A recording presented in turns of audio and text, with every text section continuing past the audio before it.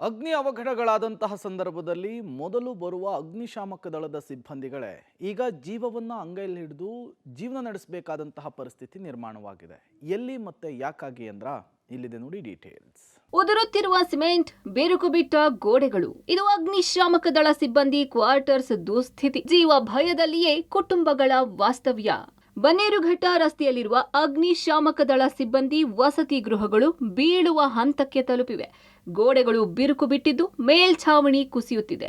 100ಕ್ಕೂ ಹೆಚ್ಚು ಕುಟುಂಬಗಳು ವಾಸವಿದ್ದು ಜೀವ ಭಯದಲ್ಲೇ ಜೀವನ ಸಾಗಿಸುತ್ತಿದ್ದಾರೆ. 5 ವರ್ಷ ಆಯ್ತು ಇಲ್ಲಿ ಬಂದು. ಅದು ಡ್ರೈನೇಜು ವಾಟರ್ದು ಆಮೇಲೆ ಮೇಲೆಲ್ಲ ಉದುರು ಬಿದ್ದು ಬಿಡುತ್ತೆ. ಮನೆ ಯಾವಾಗ ಬೀಳುತ್ತಂತಾನೆ ಗೊತ್ತಾಗಲ್ಲ. ಮಳೆ ಬಂದ್ರಂತೂ ಎಲ್ಲಾನು ಲೀಕ್ ಆಗ್ತಿರುತ್ತೆ. ಹಿಂದೆ ಅಂತೂ ಗೋಡೆ ಎಲ್ಲಾನು ಬೀಳುತ್ತಿದೆ. ಮತ್ತೆ ಏನ್ ಮಾಡೋದು, ಅವರು ಏನಾದರೂ ರಿಪೇರಿ ಮಾಡಿ ಅಂದ್ರೆ ಹೊರಗಡೆ ನೋಡ್ಕೊಳ್ಳಿ ಅಂತ ಹೇಳ್ತಾರೆ. ಮತ್ತೆ ಹೊರಗಡೆ ನೋಡ್ಕೊಂಡ್ರು ನಮ್ಗೆ ಯಾರು ರೆಸ್ಕ್ಯೂ ಮಾಡ್ಬೇಕು? ಇವರೆಲ್ಲ ಹೊರಗಡೆ ಡ್ಯೂಟಿ ಹೋಗಿ ಯಾವಾಗ ಬರ್ತಾರಂತಾನೆ ಗೊತ್ತಾಗಲ್ಲ. ಹೊರಗಡೆ ಹೆಂಗಿರ್ಬೇಕು ನಾವು?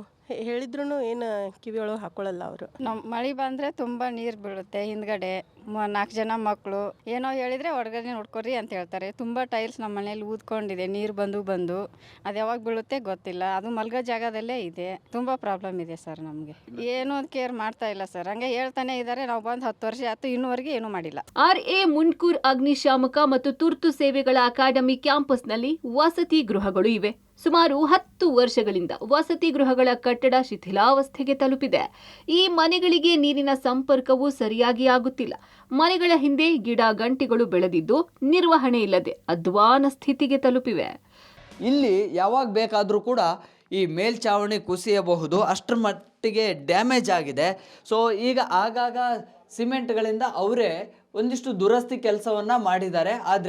ಆದರೂ ಕೂಡ ಅದರ ಗುಣಮಟ್ಟತೆ ಇಲ್ಲ. ಯಾವಾಗ ಬೇಕಾದರೂ ಬೀಳ್ಬೋದು. ನೋಡಿ ಹೇಗೆ ಬೀಳುತ್ತೆ ಅಂತ ಹೇಳಿ. ಸೊ ಜಸ್ಟ್ ಒಂದು ಚೂರು ಪ್ರೆಸ್ ಮಾಡಿದರೂ ಕೂಡ ಸಾಕು, ಹಂತವಾಗಿ ಸಿಮೆಂಟ್ ಉದುರುತ್ತೆ. ಅಷ್ಟರ ಮಟ್ಟಿಗೆ ಡ್ಯಾಮೇಜ್ ಆಗಿದೆ. ಸೊ ಒಂದು ರೀತಿಯಲ್ಲಿ ಜೀವ ಭಯದಲ್ಲಿಯೇ ಈ ಮನೆಗಳಲ್ಲಿ ವಾಸ ಮಾಡ್ತಾ ಇದ್ದಾರೆ. ಅಷ್ಟರ ಮಟ್ಟಿಗೆ ಇದು ತುಂಬ ಡೇಂಜರಸ್ ಆಗಿದೆ. ಬರೀ ಮಣ್ಣು ನೋಡಿ, ಅದೆಲ್ಲವೂ ಕೂಡ ಕುಸಿತಾ ಇದೆ. ಅಷ್ಟರ ಮಟ್ಟಿಗೆ ಹಾಳಾಗಿದೆ ಮೇಲ್ಛಾವಣಿ. ಯಾವಾಗ ಬೇಕಾದರೂ ಕುಸಿಬೋದು. ನೋಡಿ ಅವರೆಲ್ಲರೂ ಕೂಡ ಅಂದರೆ ಈ ಬೇರೆ ಬೇರೆ ಬಿಲ್ಡಿಂಗ್ಗಳಲ್ಲಿ ವಾಸ ಮಾಡುವಂಥವ್ರೆಲ್ಲರೂ ಕೂಡ ಇಂಥದ್ದೇ ಸ್ಥಿತಿಯನ್ನು ಅನುಭವಿಸ್ತಾ ಇದ್ದಾರೆ. ಮತ್ತು ತುಂಬ ಆತಂಕಕಾರಿ ವಿಚಾರ ಅಂದರೆ ನೋಡಿ, ಈ ಮನೆಯಲ್ಲೂ ಕೂಡ ಈ ಎಲ್ಲವೂ ಕೂಡ ಗೋಡೆಗಳು ಬಿರುಕು ಬಿಟ್ಟಿದ್ದಾವೆ. ಒಂದು ಮಗು ಕೂಡ ಇಲ್ಲೇ ಬೆಡ್ ಮೇಲೆ ಮಲಗಿಸಿದ್ದಾರೆ.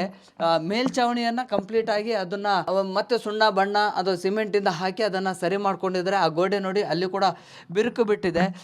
ಇಂತಹ ಒಂದು ಸ್ಥಿತಿಯಲ್ಲೇ ಮಕ್ಕಳನ್ನು ಕೂಡ ಇಲ್ಲೇ ಆರೈಕೆಯನ್ನು ಮಾಡಬೇಕಾಗುತ್ತೆ, ಮಕ್ಕಳನ್ನು ನೋಡ್ಕೊಳ್ಬೇಕಾಗುತ್ತೆ.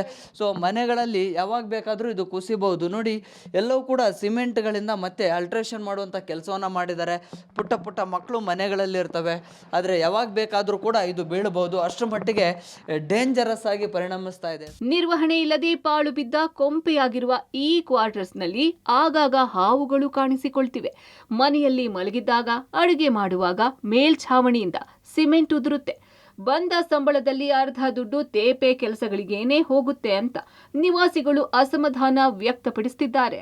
ಸಂಬಂಧಪಟ್ಟ ಅಧಿಕಾರಿಗಳು ಬೇಜವಾಬ್ದಾರಿ ಬಿಟ್ಟು ಶಿಥಿಲಾವಸ್ಥೆಯಲ್ಲಿರುವ ಈ ಕಟ್ಟಡದಿಂದ ಬೇರೆ ಕಟ್ಟಡಕ್ಕೆ ಸ್ಥಳಾಂತರ ಮಾಡಿ ಸಿಬ್ಬಂದಿ ಕುಟುಂಬಗಳನ್ನ ಉಳಿಸಬೇಕಿದೆ.